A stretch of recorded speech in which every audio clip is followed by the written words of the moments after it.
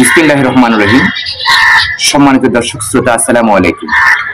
City news TV 24 এর বিশেষ আয়োজন জন আকাঙ্ক্ষার আগামীর নেতৃত্ব অনুষ্ঠানে আপনাদের স্বাগত জানাই আমি নূর মোহাম্মদ। আজকে আমাদের অতিথি টেকু উপজেলার উজন্তি ইউনিয়নের একজন বিশিষ্ট আলেমে দ্বীন, বাংলাদেশ জামায়াতে ইসলামীর আমির মাওলানা মীর মোহাম্মদ আবুল শরীফ সাহেব। সততা, মেধা ও যোগ্যতায় একজন অসাধারণ ব্যক্তিত্ব। আজকে আমরা উজন্তিয়া ইউনিয়নের বিভিন্ন দিক নিয়ে খোলামেলা আলোচনা করতে চাই ওনার সাথে। জনাব মাওলানা, আপনি কেমন আছেন? আলহামদুলিল্লাহ, আল্লাহর রহমতে জনাব, আপনার পারিবারিক পরিচিতি এবং আপনার শিক্ষাগত যোগ্যতা যদি বলতেন। আলহামদুলিল্লাহ, আমার পারিবারিক পরিচয় হচ্ছে উজন্তিয়া 3 নম্বর ওয়ার্ডের সমর বাড়ির আব্দুর রহমানের ছেলে। আমার শিক্ষাগত যোগ্যতা কামিল, অষ্টআশি সমিতি আলিয়া থেকে। আপনি তো উজন্তিয়া ইউনিয়ন জামাতের আমির এবং একজন স্বনামধন্য ব্যক্তিত্ব। উজন্তিয়া ইউনিয়নের সমস্যাগুলো চিহ্নিত করতে পেরেছেন কিনা? আলহামদুলিল্লাহ, উজন্তিয়া ইউনিয়নের তো অনেক সমস্যা আছে, তবে তার মধ্যে উল্লেখযোগ্য কয়েকটি সমস্যা হচ্ছে। প্রথম সমস্যা হচ্ছে আমাদের টিকসই বেড়িবাঁধ নাই।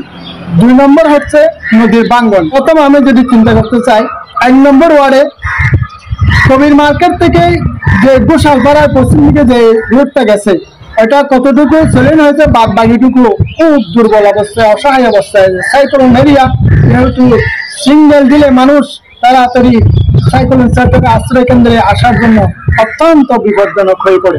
দ্বিতীয়ত আরেকটা রাস্তা আছে মধ্যখানে, যেটা 2 নম্বর ওয়ার্ডে চলে গেছে, এইটাও কাঁচা রাস্তা, এটাও চলেনের আমি চিন্তা ভাবনা করতেছি।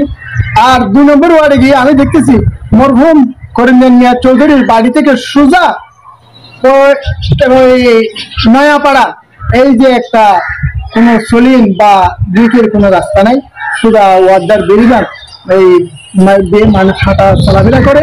এটা অত্যন্ত বর্ষাকালে অত্যন্ত কঠিন অবস্থায় সম্মুখীন হয়। সেই জন্য আমি ওই রাস্তাটা ব্রিক সলিন বা ব্রিজ হওয়ার জন্য আমি চেষ্টা করব।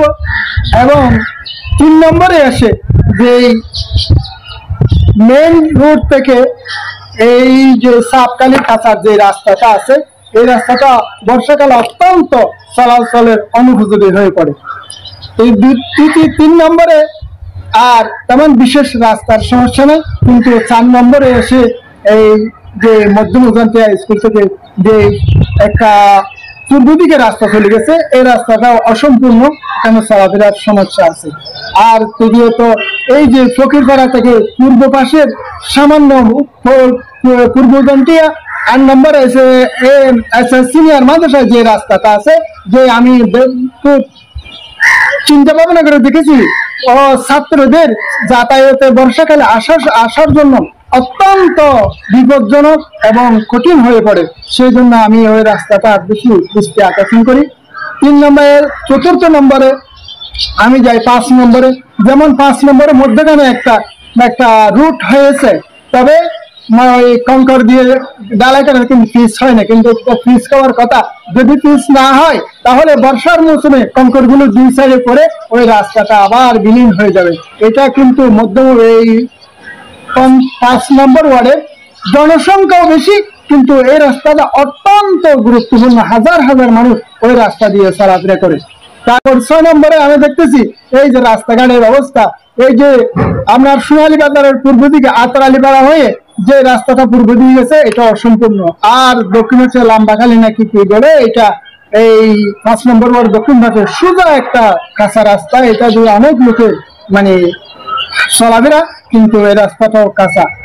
এরপরে আমি দেখতেছি 7 নম্বরে এসে আপনার এই যে বান্দাকাল পরিষদের এই যে বান্দাকালের উত্তর পাশে সুতাচূড়ার যে উত্তর পাশের যে মিডারো পাড়ায় যে রুটটা প্রচুর সোজা আছে, বছর কাছে হয়ে সোজা একদম ওই মিডার বাড়ি হয়ে একদম আমিরুজ্জামা না, ওই যে বছরকালী মাদ্রাসা থেকে সোজা ওই মিডার বাড়ি হয়ে একদম ওই গুদায় চলে গেছে। ওই রাস্তাটা কিন্তু কাঁচা। এটা যদি সংস্কার করা না হয়, বর্ষার মধ্যে এটা বিলীন হয়ে যাবে।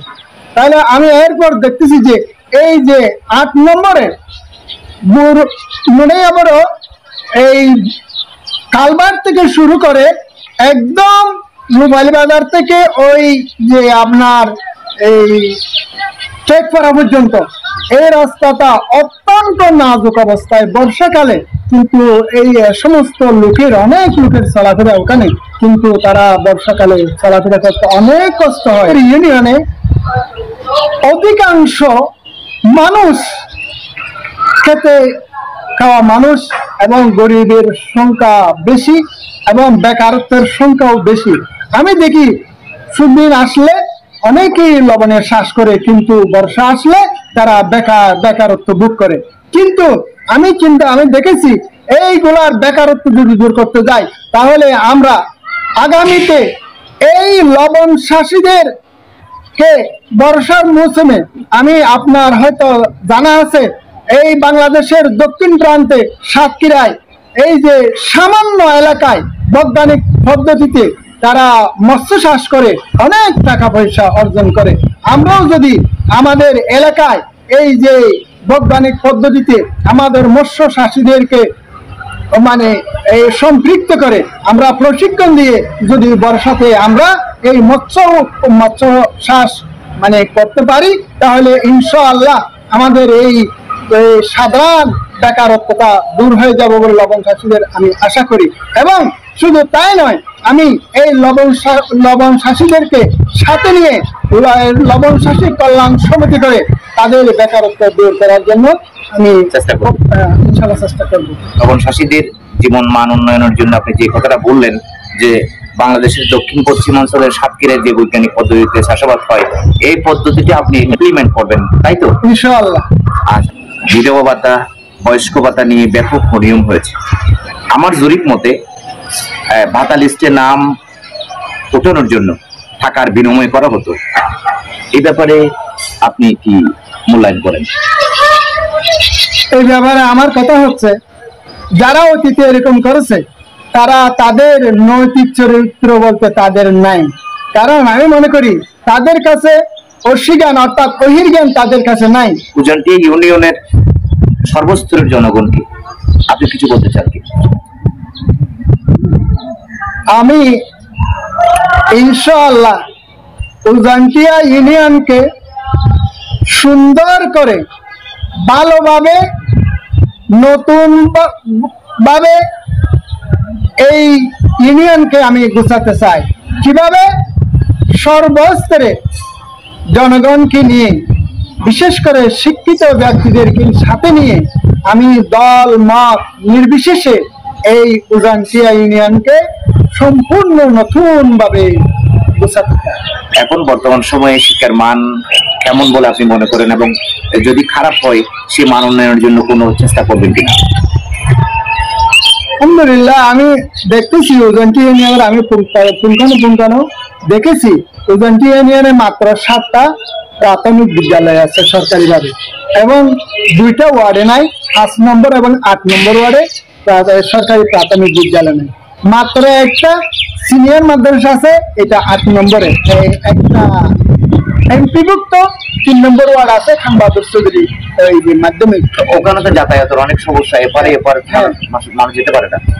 ওইটার জন্য কিন্তু ওই কোরিয়া দিয়েতে ফেরিঘাট থেকে ওই খান বাহাদুর স্কুলের এই রাস্তাটা কিন্তু অত্যন্ত জরুরি বলে আমি মনে করি, যেহেতু অনেক ছাত্রছাত্রী বর্ষাকালে তাদের চলাফেরা অনেক কঠিন হয়ে পড়ে। আমি এটা আমার শুরু করেছি। শিক্ষার মানের ব্যাপারে একটা মাস্টার প্ল্যানও আছে, কিন্তু এই শিক্ষার মান উন্নয়ন করার জন্য এলাকার উচ্চশিক্ষিত ব্যক্তিবর্গের সমন্বয়ে একটি ফোরাম গঠন করে 3 বছরে ওই প্ল্যানে আমরা এলাকার শিক্ষার চেহারা একেবারে পাল্টা দেবেন ইনশাআল্লাহ।